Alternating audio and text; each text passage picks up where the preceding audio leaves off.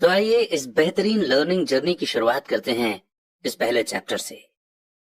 Rich dad poor dad Robert Kiyosaki के अनुसार वे कहते हैं, मेरे दो डैडी थे, एक अमीर और दूसरे गरीब। एक बहुत पढ़े लिखे थे और समझदार थे। वे पीएचडी थे और उन्होंने अपने 4 साल के अंडर ग्रेजुएट के काम को 2 साल से भी कम समय में कर लिया था। इसके बाद वे आगे पढ़ने के लिए Stanford university, university of Chicago और नॉर्थ वेस्टर्न यूनिवर्सिटी गए और ये सब उन्होंने पूरी तरह से स्कॉलरशिप के सहारे ही किया। मेरे दूसरे डैडी 8th क्लास से आगे नहीं पढ़े थे। दोनों ही अपने करियर में सक्सेसफुल थे। दोनों ने जिंदगी भर मेहनत की थी। दोनों ने ही काफी पैसा कमाया था, पर उनमें से एक पूरी जिंदगी पैसे के लिए परेशान होता रहा। दूसरा हवाई के सबसे अमीर लोगों में से एक बन गया। एक के मरने पर उसके परिवार, चर्च और जरूरतमंद को करोड़ों की दौलत मिली। दूसरा अपने पीछे कर्ज छोड़कर मरा। मेरे दोनों डैडी इरादे के पक्के, चमत्कारी और प्रभावशाली थे। दोनों ने मुझे सलाह दी, पर उनकी सलाह एक जैसी नहीं थी। दोनों ही एजुकेशन पर बहुत जोर देते थे, पर उनके द्वारा बताए गए पढ़ाई के सब्जेक्ट अलग अलग थे। अगर मेरे पास सिर्फ एक ही डैडी होते तो मैं या तो उनकी सलाह मान लेता या फिर उसे ठुकरा देता। क्योंकि सलाह देने वाले दो थे, इसलिए मेरे पास दो बिल्कुल अलग अलग विचार होते थे, एक अमीर आदमी का और दूसरा गरीब आदमी का। किसी भी एक विचार को सीधे सीधे मान लेने या न मानने के बजाय मैं उनकी सलाह पर काफी सोचा करता था, उनकी तुलना करता था और फिर खुद के लिए फैसला किया करता था। समस्या ये थी कि अमीर डैडी अभी अमीर नहीं थे और गरीब डैडी अभी गरीब नहीं थे। दोनों ही अपना करियर शुरू कर रहे थे और दोनों ही दौलत और परिवार के लिए मेहनत कर रहे थे, पर पैसे के बारे में दोनों के विचार और नजरिए एकदम अलग थे। एग्जाम्पल के तौर पर एक डैडी कहते थे कि पैसे का मोह ही सभी बुराइयों की जड़ है, जबकि दूसरे डैडी कहा करते थे पैसे की कमी ही सभी बुराइयों की जड़ है। जब मैं छोटा था तो मुझे दोनों डैडियों की अलग अलग सलाह से दिक्कत होती थी। एक अच्छा बच्चा होने के नाते मैं दोनों की बातें सुनना चाहता था। परेशानी ये थी कि दोनों एक जैसी बातें नहीं कहते थे। उनके विचारों में जमीन आसमान का फर्क था, खासकर पैसे के मामले में। मैं काफी लंबे समय तक ये सोचा करता कि उनमें से किसने क्या कहा और क्यों कहा और उसका नतीजा क्या होगा। मेरा बहुत सा समय सोच विचार में ही गुजर जाता था। मैं खुद से बार बार इस तरह के सवाल पूछा करता, उन्होंने ऐसा क्यों कहा? और फिर दूसरे डैडी की कही हुई बातों के बारे में भी इस तरह के सवाल पूछता। काश मैं ये बोल सकता कि हाँ, वे बिल्कुल सही हैं, मैं उनकी बातों से पूरी तरह से सहमत हूं, या ये कहकर मैं सीधे उनकी बात ठुकरा सकता था, बुढ़े को ये नहीं पता कि वो क्या कह रहा है। अब क्योंकि दोनों ही मुझे प्यारे थे, इसलिए मुझे खुद के लिए सोचने पर मजबूर होना पड़ा। इस तरह सोचना मेरी आदत बन गई, जो आगे चलकर मेरे लिए बहुत फायदेमंद साबित हुई। अगर मैं एक ही तरह से सोच पाता तो ये मेरे लिए इतना फायदेमंद नहीं होता। पैसों का सब्जेक्ट स्कूल में नहीं बल्कि घर पर पढ़ाया जाता है। शायद इसीलिए अमीर लोग और ज्यादा अमीर होते जाते हैं, जबकि गरीब और ज्यादा गरीब होते जाते हैं, और मिडिल क्लास कर्ज में डूबा रहता है। हम में से ज्यादातर लोग पैसे के बारे में अपने माता पिता से सीखते हैं। कोई गरीब पिता अपने बच्चों को पैसे के बारे में क्या सिखा सकता है?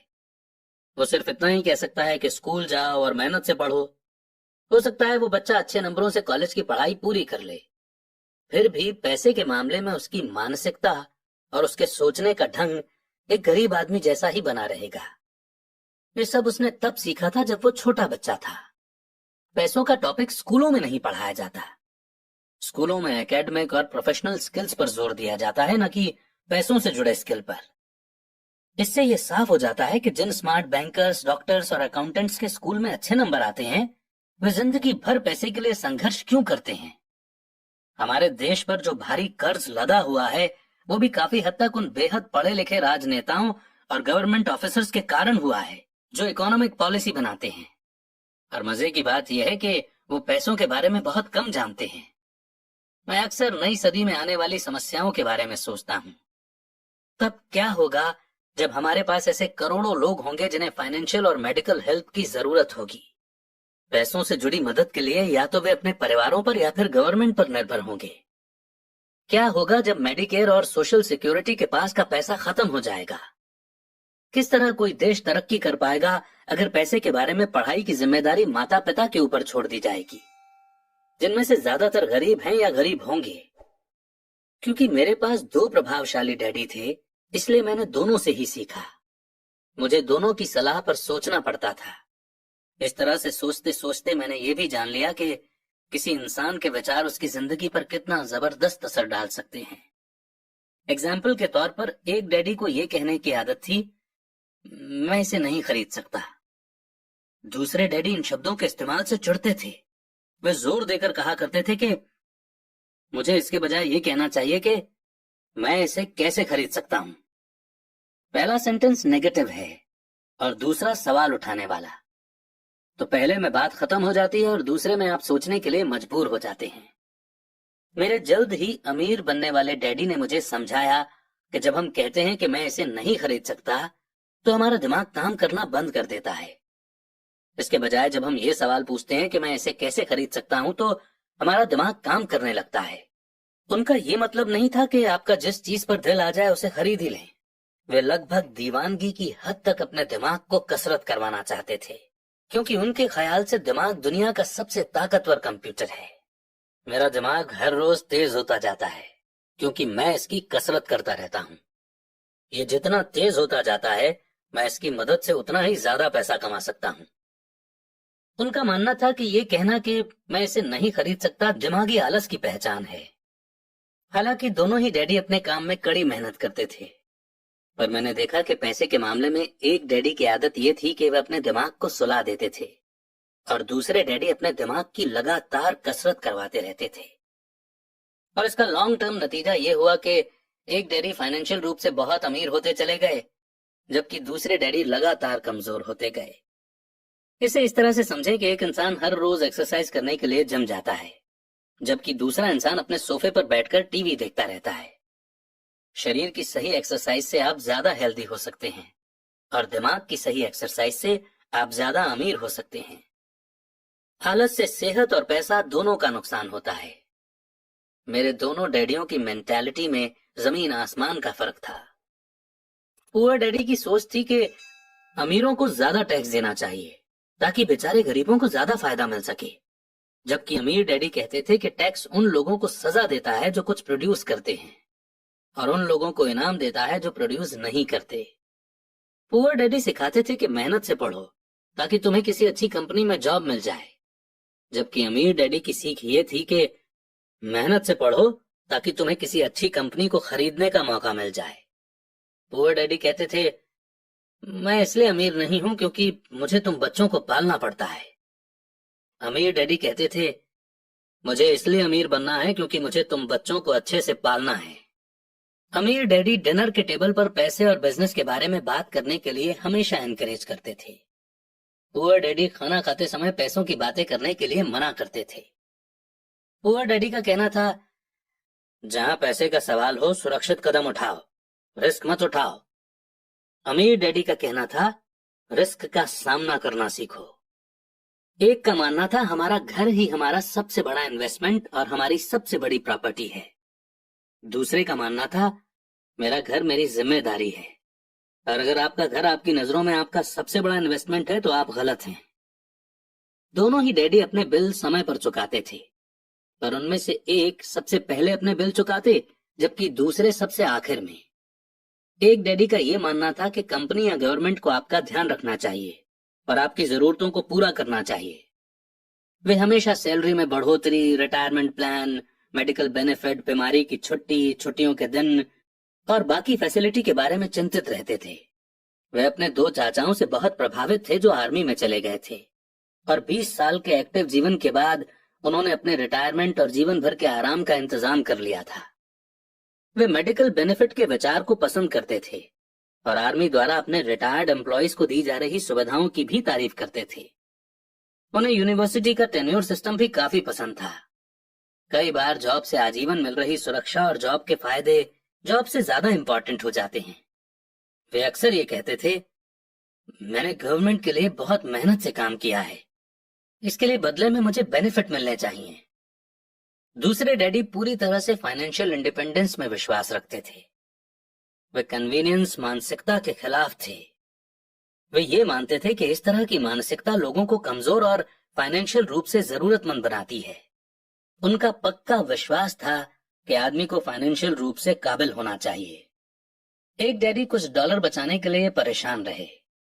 दूसरे डैडी एक के बाद एक इन्वेस्टमेंट करते रहे। एक डैडी ने मुझे बताया कि अच्छी जॉब तलाशने के लिए अच्छा सा बायोडाटा कैसे लिखा जाए। दूसरे डैडी ने मुझे ये सिखाया कि कैसे मजबूत बिजनेस और फाइनेंशियल प्लान्स लिखे जाएं, जिससे मैं किसी दूसरे को जॉब दे सकूं। दो प्रभावशाली डैडियों के साथ रहने के कारण मुझे एनालाइज करने का मौका मिला कि उनके विचारों का उनके जीवन पर कितना असर हो रहा है। मैंने पाया कि दरअसल लोग अपने विचारों से ही अपने जीवन को दिशा देते हैं। एग्जाम्पल के तौर पर मेरे गरीब डैडी हमेशा कहा करते थे, मैं कभी अमीर नहीं बन पाऊंगा, और उनकी ये भविष्यवाणी सही साबित हुई। दूसरी तरफ मेरे अमीर डैडी हमेशा खुद को अमीर समझते थे। वे इस तरह की बातें करते थे, मैं अमीर हूं और अमीर लोग ऐसा नहीं करते। एक बड़े फाइनेंशियल झटके के बाद जब वे दिवालिया होने के कगार पर थे, तब भी वे खुद को अमीर आदमी ही कहते रहे। वे अपने सपोर्ट में ये कहते थे कि गरीब ना होने और पैसे ना होने में फर्क होता है। पैसे पास में ना होना एक टेम्पररी कंडीशन है, जबकि गरीबी परमानेंट है। मेरे गरीब डैडी ये भी कहते थे कि मेरी पैसे में कोई रुचि नहीं है, या पैसा इंपॉर्टेंट नहीं है। मेरे अमीर डैडी हमेशा कहा करते थे कि पैसे में बहुत ताकत है। हो सकता है कि हमारे विचारों की ताकत को कभी मापा न जा सके, या फिर उन्हें पूरी तरह से समझा न जा सके। फिर भी बचपन में ही मैं ये समझ गया था कि हमें अपने विचारों पर ध्यान देना चाहिए, और अपने एक्सप्रेशंस पर भी। मैंने देखा कि मेरे गरीब डैडी इसलिए गरीब नहीं थे क्योंकि वे कम कमाते थे, बल्कि इसलिए गरीब थे क्योंकि उनके विचार और काम गरीबों की तरह थे। दो डैडी होने के कारण बचपन से ही मैं इस बारे में बहुत सावधान हो चला था कि मैं किस तरह की सोच अपनाऊं। मैं किसकी बात मानूं, अपने अमीर डैडी की या अपने गरीब डैडी की। हालांकि दोनों ही एजुकेशन और नॉलेज को बहुत इंपॉर्टेंट मानते थे, पर क्या सीखा जाए इस बारे में दोनों की अलग अलग राय थी। एक चाहते थे कि मैं पढ़ाई में कड़ी मेहनत करूं, डिग्री लूं और पैसे कमाने के लिए अच्छी सी जॉब ढूंढ लूं। वे चाहते थे कि मैं एक प्रोफेशनल ऑफिसर, वकील या अकाउंटेंट बन जाऊं, या एमबीए कर लूं। दूसरे डैडी मुझे एनकरेज करते थे कि मैं अमीर बनने का राज सीख लूं, ये समझ लूं कि पैसा किस तरह काम करता है, और ये जान लूं कि इससे अपने लिए कैसे काम लिया जाता है। मैं पैसे के लिए काम नहीं करता। इन शब्दों को वो बार बार दोहराया करते थे। पैसा मेरे लिए काम करता है। 9 साल की उम्र में ही मैंने ये फैसला किया कि पैसे के बारे में मैं अपने अमीर डैडी की बात सुनूंगा और उनसे सीखूंगा। ये फैसला करने का मतलब था अपने गरीब डैडी की बातों पर ध्यान न देना। हालांकि उनके पास कॉलेज की बहुत सी डिग्रियां थी जो मेरे अमीर डैडी के पास नहीं थी। एक बार मैंने ये फैसला कर लिया कि मुझे किसकी बात सुननी है, तो उसके बाद मेरी मनी एजुकेशन शुरू हो गई। मेरे अमीर डैडी ने मुझे 30 साल से भी ज्यादा समय तक सिखाया, जब तक कि मेरी उम्र 39 साल की नहीं हो गई, और इसके बाद उन्होंने सिखाना बंद कर दिया। उन्होंने ये देख लिया था कि मैं वो सब समझ चुका हूं जो मेरी मोटी बुद्धि में भरने की वो कोशिश कर रहे थे। पैसा एक तरह की ताकत है, पर इससे भी बड़ी ताकत है फाइनेंशियल एजुकेशन। पैसा तो आता जाता रहता है, पर अगर आप ये जानते हैं कि पैसा किस तरह से काम करता है, तो आप ज्यादा ताकतवर हो जाते हैं। आप दौलत कमाना शुरू कर सकते हैं। सिर्फ पॉजिटिव थिंकिंग से ही समस्या हल नहीं हो सकती, क्योंकि ज्यादातर लोग स्कूल में पढ़ते हैं और वहां ये कभी नहीं सीख पाते कि पैसा किस तरह से काम करता है। इसीलिए वे पैसे के लिए काम करने में अपनी सारी जिंदगी बर्बाद कर देते हैं। मेरी एजुकेशन तब शुरू हुई जब मैं सिर्फ 9 साल का था, और इसी कारण मेरे अमीर डैडी ने मुझे जो लेसन पढ़ाए वे बहुत आसान थे। और सारी बातों को छोड़कर विचार किया जाए तो उन्होंने मुझे 30 सालों तक सिर्फ 6 इंपॉर्टेंट लेसन पढ़ाए। ये बुक उन्हीं 6 लेसन्स के बारे में है, और इसे भी उतना ही आसान बनाने की कोशिश की गई है जितना कि मेरे अमीर डैडी ने इन्हें मेरे लिए आसान बनाया था। ये लेसन आपके लिए जवाब की तरह नहीं लिखे गए हैं, बल्कि गाइड की तरह लिखे गए हैं। ऐसा गाइड जो ज्यादा अमीर बनने में आपकी और आपके बच्चों की मदद करेगा, चाहे दुनिया कितनी बदलती रहे। तो लेसन 1 है, अमीर लोग पैसे के लिए काम नहीं करते। लेसन 2, पैसे की समझ क्यों सिखाई जानी चाहिए। लेसन 3, अपने काम से काम रखो। लेसन 4, टैक्स का इतिहास और कॉरपोरेशंस की ताकत। लेसन 5, अमीर लोग पैसे का आविष्कार करते हैं। लेसन 6, सीखने के लिए काम करें, पैसे के लिए काम ना करें।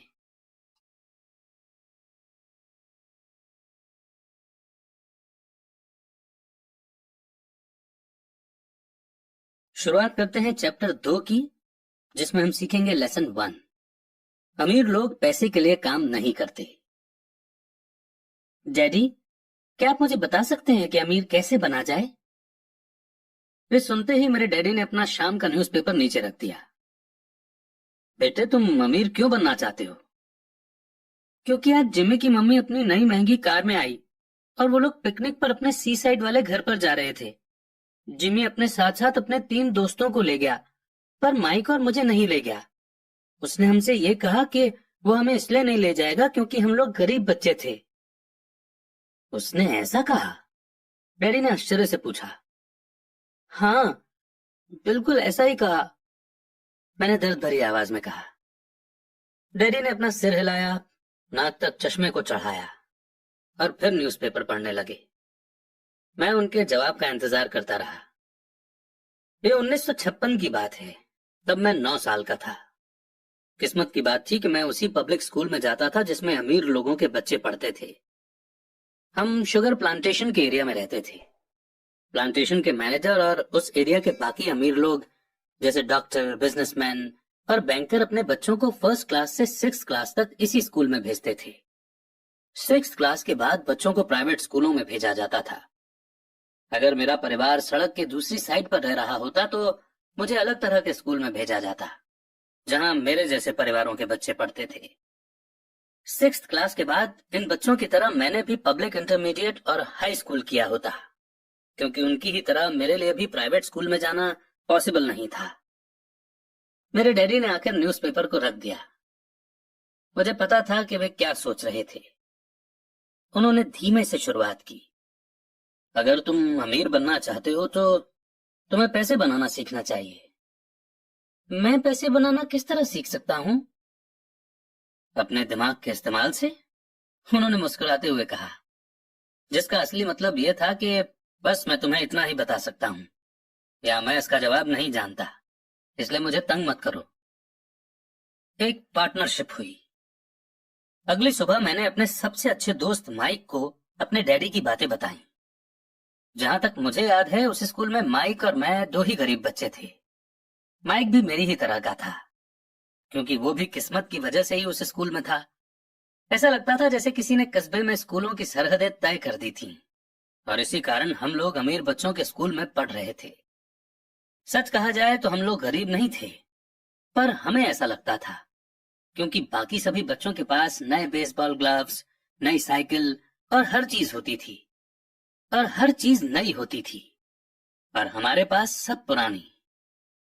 मम्मी और डैडी ने हमें जरूरत की सभी चीजें दी थीं, जैसे खाना, घर, कपड़े, लेकिन इससे ज्यादा कुछ नहीं। मेरे डैडी कहा करते थे कि अगर तुम्हें कोई चीज चाहिए तो उसके लिए काम करो। हमें बहुत सी चीजें चाहिए थी, लेकिन 9 साल के बच्चों के करने के लिए ज्यादा काम मौजूद नहीं थे। माइक ने पूछा, तो पैसा कमाने के लिए हमें क्या करना चाहिए? मैं नहीं जानता, मैंने कहा, लेकिन क्या तुम इस काम में मेरे पार्टनर बनना चाहोगे? वो राजी हो गया, और उस शनिवार की सुबह माइक मेरा पहला बिजनेस पार्टनर बन गया। हम दोनों पूरी सुबह यही सोचते रहे कि पैसा किस तरह कमाया जाए। कभी कभार हम उन बेफिक्र बच्चों के बारे में बात करते रहे जो जिमी के सी साइड वाले घर पर मजे कर रहे होंगे। इससे थोड़ी चोट पहुंचती थी, पर ये चोट अच्छी थी, क्योंकि इसने हमें यह सोचने के लिए मोटिवेट किया कि पैसा कैसे कमाया जाए। और आखिरकार उस दोपहर को हमारे दिमाग में बिजली कौंध गई। ये एक ऐसा आइडिया था जो माइक ने किसी साइंस की किताब में पढ़ा था। एक्साइटेड होकर हमने अपने हाथ मिलाए, क्योंकि हमारे पास अब एक बिजनेस था। अगले कुछ हफ्तों तक मैं और माइक आसपास के इलाकों में भाग दौड़ करते रहे। हम दरवाजों पर दस्तक देते थे और पड़ोसियों से कहते थे कि वे अपने इस्तेमाल किए हुए टूथपेस्ट ट्यूब हमारे लिए रख लें। हैरत से हमें देखते हुए ज्यादातर लोगों ने मुस्कुराकर हमारी बात मान ली। कुछ ने हमसे पूछा कि हमें टूथपेस्ट ट्यूब क्यों चाहिए। इसके जवाब में हमने कहा कि हम आपको ये नहीं बता सकते, ये एक बिजनेस सीक्रेट है। हफ्ते गुजरते गए और मेरी माँ बहुत दुखी हो गई। अपने रॉ मटेरियल को इकट्ठा करने के लिए हमने जो जगह चुनी थी वो उनकी वॉशिंग मशीन के ठीक पास में थी, एक ब्राउन कार्डबोर्ड के डिब्बे में जिसमें कभी केचप की बोतलें रखी रहती थीं। आज वहां पर हमारी और पड़ोसियों के टूथपेस्ट की इस्तेमाल की हुई ट्यूब्स पड़ी थीं। आखिर एक दिन माँ के सब्र का बांध टूट गया। पड़ोसियों के मुड़े तुड़े और इस्तेमाल किए हुए टूथपेस्ट ट्यूब्स को देखते देखते वो ऊब गई थीं। उन्होंने पूछा, तुम लोग क्या कर रहे हो? और मैं ये नहीं सुनना चाहती कि एक बिजनेस सीक्रेट है। इस कचरे को साफ कर दो या मैं इसे उठाकर बाहर फेंक देती हूँ। माइक और मैंने उनके हाथ पैर जोड़े और उन्हें यह बताया कि जल्दी ही हमारा काफी रॉ मटेरियल जमा हो जाएगा और फिर हम प्रोडक्शन शुरू कर देंगे। हमने उन्हें बताया कि हम कुछ पड़ोसियों का इंतजार कर रहे थे ताकि वे अपने टूथपेस्ट के ट्यूब खत्म कर लें। माँ ने हमें 1 हफ्ते की मोहलत और दे दी। प्रोडक्शन शुरू होने की तारीख करीब आ गई थी। प्रेशर बढ़ चुका था। हमारे वेयरहाउस के मालिक यानी मेरी माँ ने हमारी पहली पार्टनरशिप कंपनी को जगह खाली करने का नोटिस थमा दिया था। अब माइक का काम यह था कि वो पड़ोसियों को अपने टूथपेस्ट जल्दी खत्म करने के लिए कहे और साथ में यह भी कह दे कि दांत के डॉक्टर्स ने कहा है कि दिन में कई बार ब्रश करना चाहिए। मैं प्रोडक्शन के प्रोसेस को ठीक ठाक करने में जुट गया। एक दिन मेरे डैडी अपने एक दोस्त के साथ कार में बैठकर जब घर आए तो वो शॉक्ड हो गए जब उन्होंने वहां 9 साल के 2 बच्चों को प्रोडक्शन प्रोसेस में पूरे स्पीड से जुटे हुए देखा। हर जगह बारीक सफेद पाउडर बिखरा हुआ था। एक लंबी मेज पर स्कूल से लाए गए दूध के छोटे कार्टन थे और हमारे परिवार की ग्रिल लाल दहकते कोयलों के साथ मैक्सिमम हीट पर जल रही थी। डैडी सावधानी से चलकर हमारे करीब आए क्योंकि हमारे प्रोडक्शन प्रोसेस ने उनके घर पर कब्जा कर लिया था, इसलिए उन्हें कार बाहर ही खड़ी करनी पड़ी। और जब वे और उनके दोस्त पास आए तो उन्होंने कोयलों के ऊपर रखा एक स्टील का बर्तन देखा जिसमें टूथपेस्ट के ट्यूब पिघल रहे थे। अब आप सोचेंगे कि टूथपेस्ट ट्यूब्स को हम क्यों पिघला रहे थे। एक्चुअली उन दिनों टूथपेस्ट प्लास्टिक के ट्यूब्स में नहीं आते थे। ट्यूब शीशे यानी कि लीड के बने होते थे। एक बार पेंट जल जाने पर हम ट्यूब्स को स्टील के बर्तन में डाल देते थे ताकि वो पिघलकर लिक्विड फॉर्म में आ सके। इस पिघले हुए लीड को हम छोटे छोटे छेद वाले दूध के कार्टन्स में डाल रहे थे। दूध के इन कार्टनों में प्लास्टर ऑफ पेरिस भरा था। हर तरफ फैला सफेद पाउडर प्लास्टर ही था जिसमें हमने पानी मिलाया था। जल्दबाजी में मैंने उसके बैग को गिरा दिया था और पूरी जमीन ऐसे लग रही थी जैसे वहां अभी अभी बर्फ का तूफान आया हो। दूध के कार्टन बाहरी बक्से थे जिसके अंदर प्लास्टर ऑफ पेरिस के सांचे यानी कि मोल्ड थे। मेरे डैडी और उनके दोस्त हमें देखते रहे और हम पिघले हुए लीड को प्लास्टर ऑफ पेरिस के क्यूब के ऊपर छोटे से छेद में डालते रहे। संभल कर, मेरे डैडी ने कहा। मैंने बिना सिर उठाए हामी भर दी। आखिरकार जब शीशे को डालने का काम खत्म हो गया तो मैंने स्टील के बर्तन को नीचे रख दिया और फिर अपने डैडी की तरफ देखकर मुस्कुराया। उन्होंने हल्की सी मुस्कान के साथ पूछा, तुम लोग क्या कर रहे हो? हम वही कर रहे हैं जो आपने बताया था। हम अमीर बनने जा रहे हैं।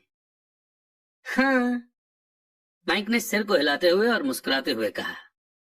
हम दोनों पार्टनर हैं। डैडी ने पूछा, और इन प्लास्टर के सांचों में क्या है? देखिए, इसमें एक बहुत अच्छी चीज है। छोटे हथौड़े से मैंने सील को ठोका जिससे बाहरी खोल टूट गया।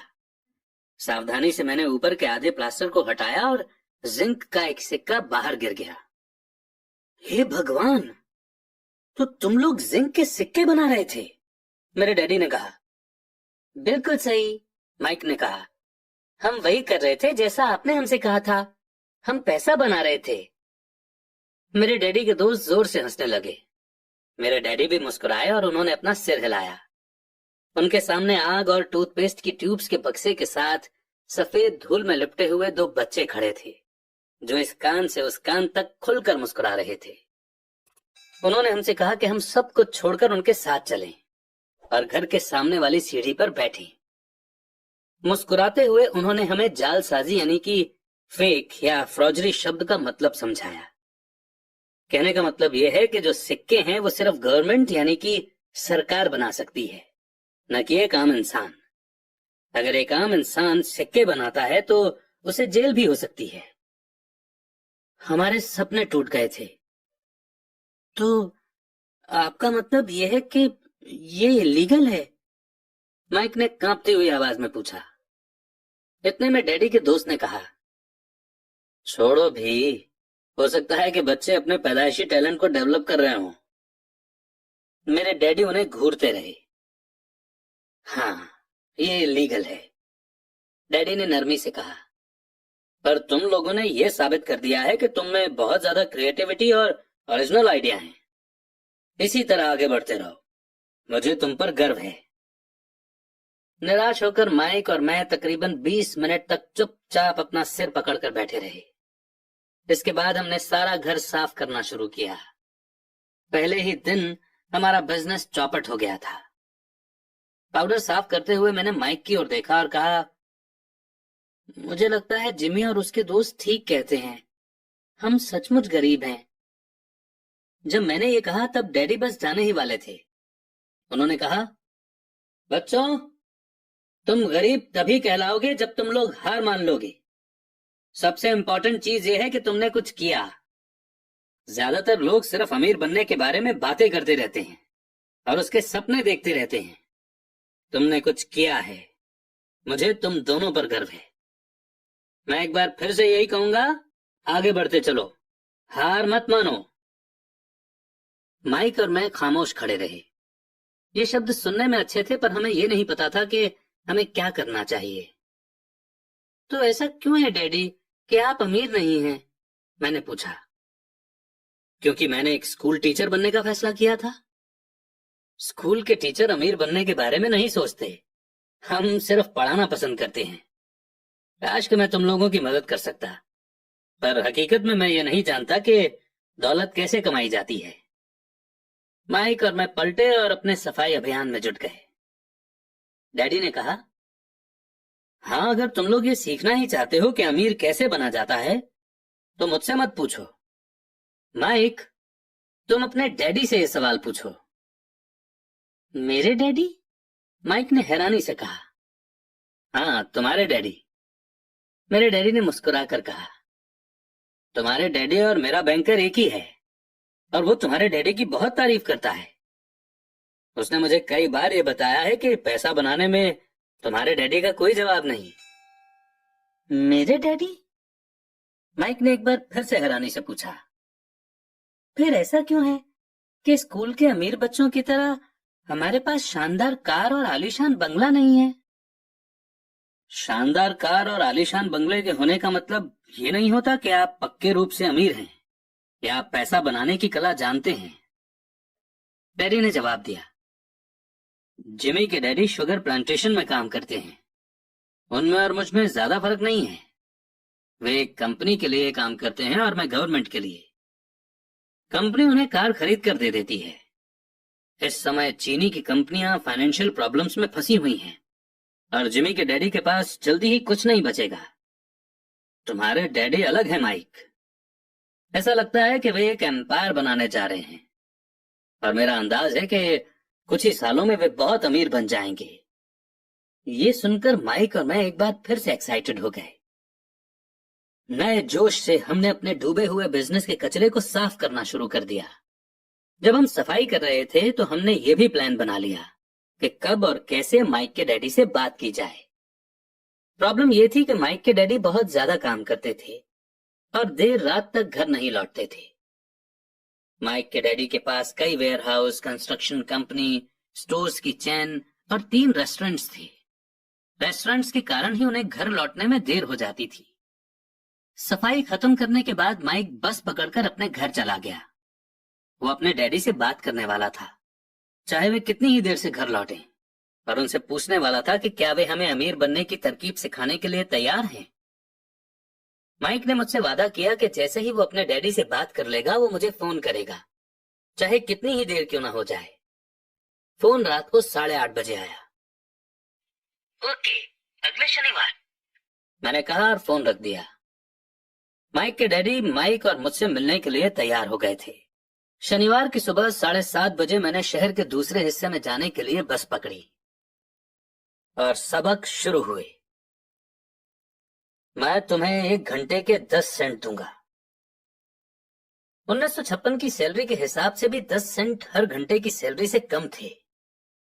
माइकल और मैं सुबह 8 बजे उसके डैडी से मिले। वे पहले से ही बिजी थे और उनके पास 1 घंटे से भी ज्यादा का काम मौजूद था। जब मैं उनके साधारण छोटे और साफ घर के सामने पहुंचा तो मैंने देखा कि उनका कंस्ट्रक्शन सुपरवाइजर अपने पिकअप ट्रक में वहां से जा रहे थे। माइक मुझे दरवाजे पर ही मिल गया। डैडी अभी फोन पर हैं और उन्होंने कहा है कि हम लोग पीछे के एरिया में उनका इंतजार करें। माइक ने दरवाजा खोलते हुए कहा। जब मैंने उसके पुराने घर की दहलीज के अंदर कदम रखा तो लकड़ी के पुराने फर्श की चरमराहट सुनाई दी। दरवाजे के अंदर सस्ती सी चटाई थी। चटाई वहां इसलिए रखी गई थी ताकि फर्श पर पड़े अनगिनत पैरों के निशानों को छुपाया जा सके। हालांकि वो साफ थी, पर यह साफ दिखता था कि वो पुरानी हो गई थी और उसे बदल देना चाहिए। जब मैं लिविंग रूम में घुसा तो वहां मेरा दम घुटने लगा था। वहां पुराने फर्नीचर की बू आ रही थी और इसमें कोई शक नहीं है कि उस फर्नीचर को म्यूजियम में होना चाहिए था। सोफे पर 2 औरतें बैठी थी जिनकी उम्र मेरी मां से थोड़ी ज्यादा होगी। औरतों के सामने एक आदमी मजदूरों के कपड़ों में बैठा हुआ था। उसने खाकी पैंट और खाकी शर्ट पहन रखा था, हालांकि कपड़े साफ और प्रेस किए हुए थे। उस आदमी की उम्र मेरे डैडी से लगभग 10 साल ज्यादा होगी, शायद 45 साल। ये लोग कौन हैं? मैंने पूछा। अरे ये लोग डैडी के लिए काम करते हैं। बूढ़ा आदमी उनके वेयर हाउसों को संभालता है और औरतें रेस्टोरेंट की मैनेजर हैं। और तुमने उस कंस्ट्रक्शन सुपरवाइजर को तो देखा ही होगा जो यहाँ से 50 मील दूर एक सड़क के प्रोजेक्ट पर काम कर रहा है। उनका दूसरा सुपरवाइजर जो बहुत से घर बना रहा है वो तुम्हारे आने के पहले ही जा चुका है। क्या ऐसा हमेशा ही होता है? मैंने पूछा। हमेशा तो नहीं, पर अक्सर ऐसा ही होता है, माइक ने कहा और मेरे पास अपनी कुर्सी खींचते हुए वो मुस्कुराया। मैंने उनसे पूछा था कि क्या वे हमें पैसा बनाना सिखाएंगे। माइक ने मुझे बताया। अच्छा, और उन्होंने इसका क्या जवाब दिया?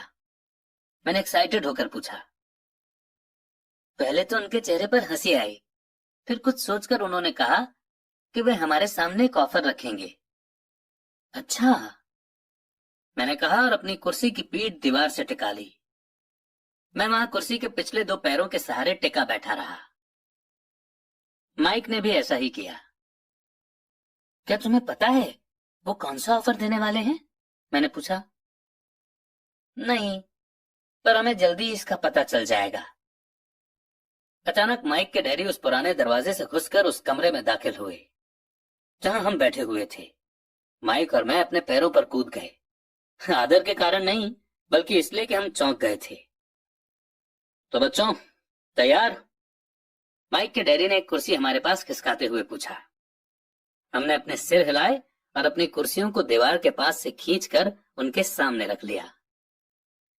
वे एक लंबे चौड़े शरीर के मालिक थे, लगभग 6 फीट ऊंचे और वजन करीब 90 किलो होगा। मेरे डैडी इससे ऊंचे थे, लगभग इसी वजन के, और माइक के डैडी से 5 साल बड़े। वे लगभग एक जैसे ही थे, हालांकि दोनों एक ही प्रजाति के नहीं थे। हो सकता है कि उनकी एनर्जी एक सी हो। माइक का कहना है कि तुम पैसा कमाना सीखना चाहते हो। क्या यह सही है रॉबर्ट? मैंने तुरंत सहमति में अपना सिर हिलाया, हालांकि मुझे थोड़ा सा डर भी लग रहा था। उनके शब्दों और मुस्कुराहट के पीछे बहुत ताकत थी। अच्छा, ये रहा मेरा ऑफर। मैं तुम्हें सिखाऊंगा, लेकिन मैं ऐसा क्लासरूम के स्टाइल में नहीं करूंगा। अगर तुम मेरे लिए काम करोगे तो उसके बदले में तो मैं तुम्हें सिखाऊंगा, और तुम मेरे लिए काम नहीं करोगे तो मैं तुम्हें नहीं सिखाऊंगा। अगर तुम काम करते हो तो मैं तुम्हें ज्यादा तेजी से सिखा सकता हूं, और अगर तुम सिर्फ बैठकर मेरी बातें सुनते हो जैसा कि तुम लोग स्कूल में करते हो तो इससे मेरा समय बर्बाद होगा। ये मेरा ऑफर है, इसे या तो मान लो या फिर वापस लौट जाओ। क्या मैं पहले आपसे एक सवाल कर सकता हूं? मैंने पूछा। नहीं, इसे या तो मान लो या फिर वापस लौट जाओ। मेरे पास बर्बाद करने के लिए फालतू समय नहीं है। अभी ढेर सारा काम पड़ा हुआ है। अगर तुम में तुरंत फैसला करने की क्षमता नहीं है तो तुम कभी पैसे कमाना नहीं सीख पाओगे। मौके आते हैं और चले जाते हैं, इसीलिए तुरंत फैसला लेने की एबिलिटी एक इम्पॉर्टेंट स्किल है। तुमने जैसा चाहा था वैसा एक मौका तुम्हारे सामने मौजूद है। अगले 10 सेकंड में या तो पढ़ाई शुरू हो जाएगी या फिर ये हमेशा के लिए खत्म हो जाएगी। माइक के डैडी ने चिढ़ाने वाली मुस्कुराहट के साथ कहा। मंजूर, मैंने कहा। मंजूर, माइक ने कहा। बहुत बढ़िया। 10 मिनट में मिसेस मार्टिन आ जाएंगी। उनसे बातें करने के बाद मैं तुम्हें उनके साथ भेज दूंगा और तुम लोगों का काम शुरू हो जाएगा। मैं तुम्हें हर घंटे के 10 सेंट दूंगा और तुम हर शनिवार 3 घंटे काम करोगे। पर आज तो मेरा सॉफ्टबॉल का मैच है, मैंने कहा। माइक के डैडी ने अपनी आवाज को धीमा पर कड़क करके कहा, या तो मान लो या फिर वापस लौट जाओ। मान लिया, मैंने जवाब दिया। सॉफ्टबॉल खेलने के बजाय काम करने और सीखने का ऑप्शन चुनने में ही समझदारी थी। शनिवार की खुशनुमा सुबह 9 बजे माइक और मैं मिसेस मार्टिन के साथ काम कर रहे थे। वे एक दयालु और सब्र वाली औरत थीं। वे हमेशा कहा करती थीं कि माइक और मुझे देखकर उन्हें अपने दोनों बच्चों की याद आ जाती है जो अब बड़े हो गए थे और दूर चले गए थे। हालांकि वे दयालु थी, पर वे कड़ी मेहनत में विश्वास करती थी और इसलिए वे हमेशा काम करती रहती थीं। वे बहुत कड़क मैनेजर थीं। हम 3 घंटे तक डब्बों को सेल्फ पर से उतारते थे, उनकी धूल साफ करते थे और फिर उन्हें वापस वहीं पर रख देते थे। ये बड़ी मेहनत का काम था और बोरियत भरा भी। माइक के डैडी को मैं अपना अमीर डैडी कहता हूँ। उनके पास इस तरह के 9 सुपरमार्केट थे जहां पार्किंग के लिए बहुत सी जगह थी। पड़ोस के जनरल स्टोर जहां लोग दूध, ब्रेड, बटर और सिगरेट जैसी चीजें खरीदते हैं। समस्या ये थी कि हवाई में एयर कंडीशनिंग नहीं थी और गर्मी के कारण स्टोर्स अपना दरवाजा बंद नहीं कर सकते थे। स्टोर के दोनों ओर दरवाजों को पूरा खुला रखा जाता था ताकि सड़क और पार्किंग की जगह सामने दिखती रहे। जब भी कोई कार पार्किंग में आती थी तो उसके साथ धूल का गुबार भी आता था जो स्टोर में घुसकर डिब्बों पर जम जाता था। इसीलिए हम लोगों की नौकरी तभी तक चलती जब तक कि एयर कंडीशनिंग नहीं हो जाती, क्योंकि उसके बाद दुकान के डिब्बों में धूल नहीं जमती और ना ही हमें उन्हें साफ करने के लिए नौकरी पर रखा जा सकता था। 3 हफ्तों तक माइक और मैं मिसेस मार्टिन के पास जाकर 3 घंटे तक काम करते रहे। दोपहर तक हमारा काम खत्म हो जाता था और वो हम में से हर एक के हाथ में 3 छोटे सिक्के डाल देती थी। उस समय 50 के दशक में भी 9 साल की उम्र में 30 सेंट कमाने में कोई खास खुशी नहीं होती थी। तब कॉमिक्स की कीमत 10 सेंट हुआ करती थी, इसीलिए मैं अपनी कमाई को कॉमिक्स पर खर्च कर देता था और घर लौट जाता था। चौथे हफ्ते के बुधवार तक मैंने काम छोड़ने का मन बना लिया था। मैं सिर्फ इसलिए काम करने को तैयार हुआ था क्योंकि मैं माइक के डैडी से पैसा कमाना सीखना चाहता था। इसलिए मैं 10 सेंट हर घंटे की गुलामी कर रहा था। और सबसे बड़ी बात तो यह थी कि उस पहले शनिवार के बाद से मैंने माइक के डैडी को देखा तक नहीं था। मैं काम छोड़ रहा हूं, मैंने लंच के समय माइक से कहा। स्कूल लंच बड़ा निराशा से भरा हुआ था। स्कूल भी बोरिंग था और अब तो मेरे पास शनिवार भी नहीं थे जिनका मैं इंतजार कर सकूं। पर 30 सेंट के कारण मुझे धक्का पहुंचा था। इस बार माइक मुस्कुराया। तुम किस बात पर हंस रहे हो? मैंने गुस्से और चढ़ते हुए पूछा। डैडी ने कहा था कि ऐसा ही होगा। उन्होंने कहा था कि जब तुम काम छोड़ने का फैसला कर लो तब वे तुमसे मिलना चाहेंगे। क्या? मैंने गुस्से में पूछा। क्या वो मेरे बोर हो जाने का इंतजार कर रहे थे? कुछ कुछ, माइक ने कहा। मेरे डैडी जरा अलग किस्म के हैं। उनका सिखाने का तरीका तुम्हारे डैडी के पढ़ाने के तरीके से बिल्कुल अलग है। तुम्हारे मम्मी डैडी बहुत बातें करते हैं, दूसरी तरफ मेरे डैडी बहुत कम बोलते हैं। तुम सिर्फ इस शनिवार तक इंतजार कर लो, मैं उन्हें बता दूंगा कि तुमने काम छोड़ने का फैसला कर लिया है। इसका मतलब यह है कि मेरे साथ नाटक खेला गया है? नहीं, ऐसा नहीं हुआ है। पर शायद हो सकता है। डैडी शनिवार को इसके बारे में समझाएंगे। शनिवार को लाइन में लगकर इंतजार करते हुए मैं उनका सामना करने के लिए तैयार था। यहां तक कि मेरे असली डैडी भी उनसे नाराज थे। मेरे असली डैडी, जिन्हें मैं गरीब डैडी कहता हूं, ये मानते थे कि अमीर डैडी चाइल्ड लेबर कानून को तोड़ रहे थे और इस पूरे मामले की जांच होनी चाहिए। मेरे पढ़े लिखे गरीब डैडी ने मुझसे ये कहा कि मैं सही सैलरी मांगूं, हर घंटे के कम से कम 25 सेंट। मेरे गरीब डैडी ने मुझसे कहा कि अगर मेरी सैलरी नहीं बढ़ती तो मुझे तुरंत जॉब छोड़ देनी चाहिए, और वैसे भी तुम्हें उस घटिया काम की कोई जरूरत नहीं है, मेरे गरीब डैडी ने झल्लाकर कहा। शनिवार को सुबह 8 बजे मैं एक बार फिर माइक के घर उसी पुराने दरवाजे से अंदर घुस रहा था। कुर्सी पर बैठो और लाइन में इंतजार करो, माइक के डैडी ने मेरे घुसते ही कहा। फिर वे अंदर जाकर अपने छोटे से ऑफिस में बैठ गए जो बेडरूम के पास था। मैंने कमरे में चारों तरफ देखा पर मुझे माइक नहीं दिखा। अजीब सा महसूस करते हुए मैं उन्हीं दोनों औरतों के बगल में बैठ गया जो मुझे 4 हफ्ते पहले वहीं पर मिली थी। वे मुस्कुराईं और सोफे पर थोड़ी सी खिसक गईं ताकि मैं भी बैठ सकूं। 45 मिनट गुजर गए थे और मैं उबल रहा था। दोनों औरतें उनसे मिलकर तकरीबन 30 मिनट पहले वहां से जा चुकी थीं। एक बूढ़ा सा आदमी वहां 20 मिनट तक बैठा और फिर वो भी चला गया। घर खाली था और हवाई में खुशनुमा सुबह को मैं सीलन भरे अंधेरे लिविंग रूम में बैठा हुआ था और इस बात का इंतजार कर रहा था कि एक लालची और बच्चों का शोषण करने वाला आदमी मुझसे बातें करे। मैं सुन सकता था कि वो फोन पर बातें कर रहे थे, ऑफिस में इधर उधर के काम कर रहे थे और मुझे नजरअंदाज कर रहे थे। मेरी इच्छा तो ये हो रही थी कि मैं उस घमंडी आदमी से बिना मिले ही घर लौट जाऊं, पर किसी वजह से मैं रुक गया। आखिर 15 मिनट के बाद ठीक 9 बजे अमीर डैडी अपने ऑफिस से बाहर निकले। बिना कुछ कहे उन्होंने हाथ से मुझे इशारा किया कि मैं उनके ऑफिस में आ जाऊं। अमीर डैडी ने अपनी ऑफिस कुर्सी पर बैठते हुए कहा, या तो तुम्हारी सैलरी बढ़ाई जाए या तुम काम छोड़ रहे हो, है ना? हाँ, डील के मुताबिक आप अपनी शर्त पूरी नहीं कर रहे हैं, मैंने लगभग आंसुओं से भीगी हुई आवाज में कहा। 9 साल के बच्चे के लिए एक बड़े आदमी का सामना करना बहुत ज्यादा डरावना था। आपने कहा था कि अगर मैं आपके लिए काम करूंगा तो मुझे आप पैसा कमाना सिखाएंगे। अपनी तरफ से मैंने आपके लिए काम किया है, मैंने कड़ी मेहनत की है। इस काम के लिए मैंने अपने बेसबॉल गेम की भी कुर्बानी दी है और अब आप अपने वादे से मुकर रहे हैं। आपने मुझे कुछ भी नहीं सिखाया है। आप धोखेबाज हैं, जैसा शहर के सभी लोग कहते हैं। आप लालची हैं, आप सिर्फ पैसा कमाना चाहते हैं और अपने एम्प्लॉयज का बिल्कुल ध्यान नहीं रखते। आपने मुझे इतनी देर तक बाहर बिठाए रखा और मेरी जरा भी इज्जत नहीं की।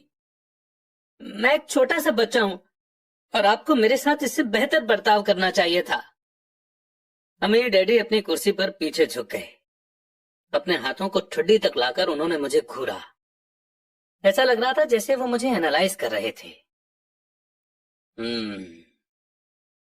बुरा नहीं है, 1 महीने से भी कम समय में तुम वही भाषा बोल रहे हो जो मेरे ज्यादातर एम्प्लॉय बोलते हैं। क्या? मैंने पूछा। मैं समझ नहीं पा रहा था कि वे क्या कह रहे थे और इसलिए मैंने अपना दुखड़ा रोना चालू रखा। मुझे लगता था कि आप अपने वादे पर कायम रहेंगे और मुझे कुछ सिखाएंगे। इसके बजाय आप तो मुझ पर अत्याचार करना चाहते हैं। ये तो जुल्म है, सरासर जुल्म। मैं तुम्हें सिखा तो रहा हूं, अमीर डैडी ने धीमी आवाज में कहा। आपने मुझे क्या सिखाया है? कुछ भी नहीं।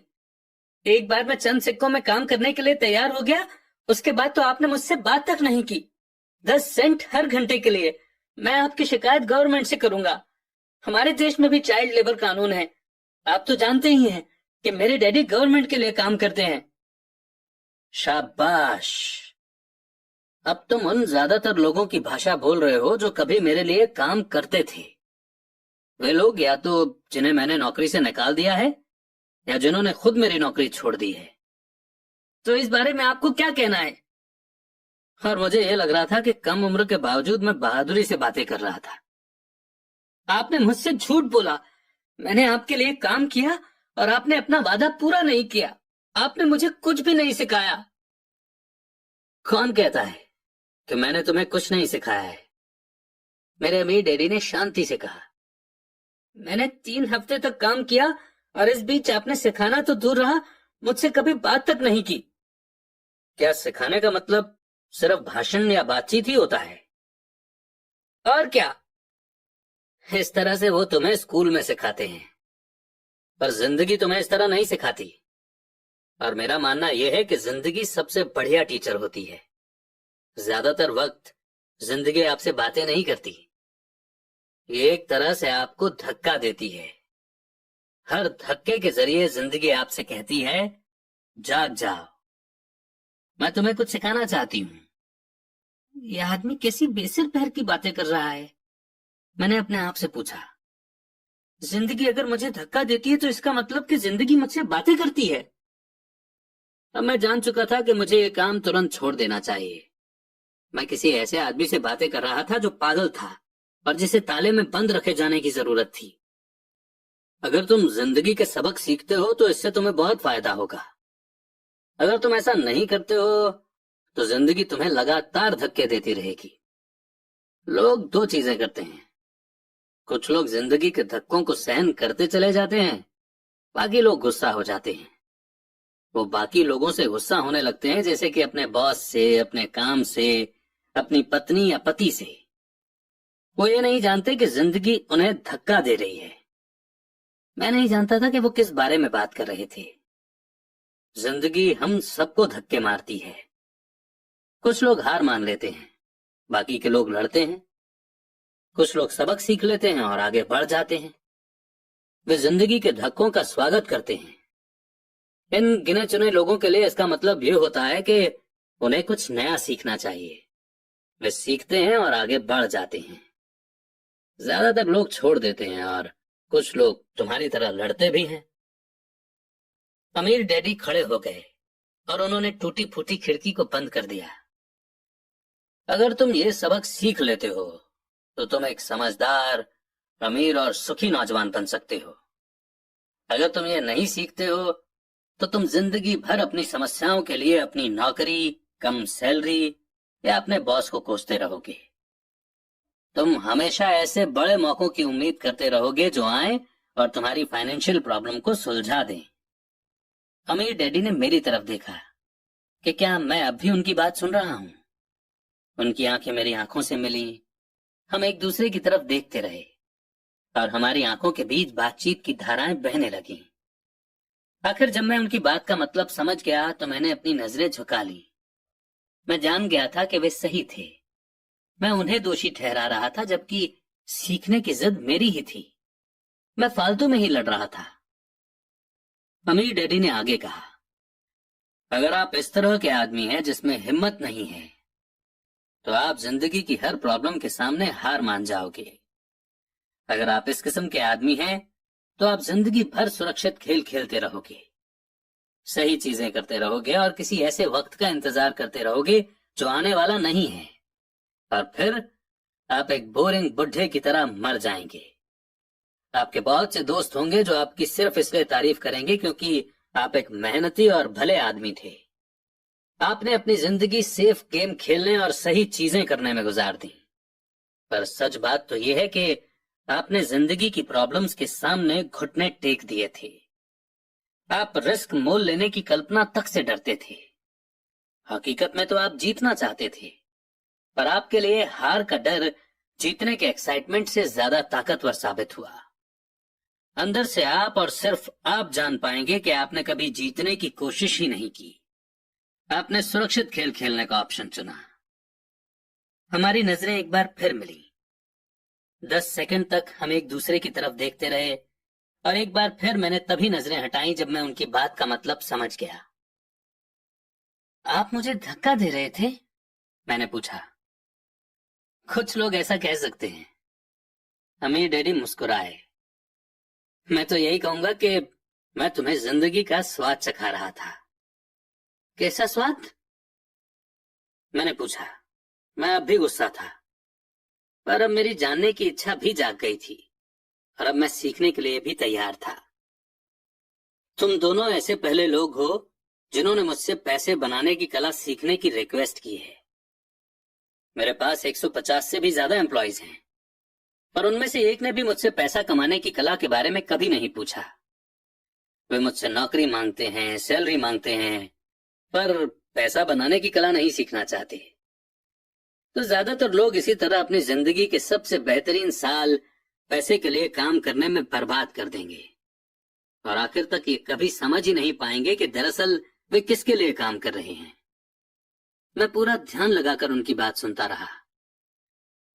तो जब माइक ने मुझसे कहा कि तुम पैसा कमाने की कला सीखना चाहते हो, तो मैंने एक ऐसा कोर्स तैयार किया जो असली जिंदगी के करीब था। मैं बोलते बोलते थक जाता, पर तुम कभी मेरी बात का मतलब नहीं समझ पाते।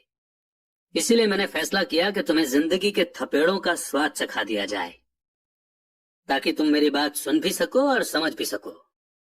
इसी कारण मैंने तुम्हें 1 घंटे के 10 सेंट दिए थे। तो 10 सेंट हर घंटे काम करने के बाद मैंने क्या सबक सीखा? यही कि आप घटिया हैं और अपने एम्प्लॉयज का शोषण करते हैं। अमीर डैडी अपनी कुर्सी पर पीछे की तरफ झुकते हुए जोर से हंसने लगे। जब उनकी हंसी बंद हुई तो उन्होंने कहा, अच्छा होगा अगर तुम अपने सोचने का नजरिया बदल लो। मुझे समस्या मत मानो, मुझे दोष देना छोड़ दो। अगर तुम सोचते हो कि तुम्हारी समस्या मैं हूं, तो तुम्हें मुझे बदलना होगा। इसके बजाय अगर तुम्हें यह लगता है कि तुम्हारी समस्या तुम खुद हो, तो तुम खुद को बदल सकते हो, सीख सकते हो और ज्यादा समझदार बन सकते हो। ज्यादातर लोग चाहते हैं कि दुनिया का हर आदमी बदल जाए, बस हम खुद ही ना बदलें। मैं तुम्हें यह बता दूं कि किसी दूसरे को बदलने से ज्यादा आसान यह है कि हम खुद को बदल लें। मैं आपकी बात ठीक से समझ नहीं पाया। अपनी प्रॉब्लम के लिए मुझे दोष देना छोड़ दो, अमीर डैडी ने बेचैन होकर मुझसे कहा। पर आपने मुझे सिर्फ 10 सेंट की ही सैलरी दी, तो तुमने क्या सीखा? अमीर डैडी ने मुस्कुराकर पूछा। यही कि आप घटिया हैं, मैंने शरारत भरी मुस्कान के साथ कहा। अच्छा, तो तुम ये सोचते हो कि प्रॉब्लम मैं हूं? वो तो आप हैं ही। खैर, इसी तरीके से सोचते रहो और तुम जिंदगी भर कुछ नहीं सीख पाओगे।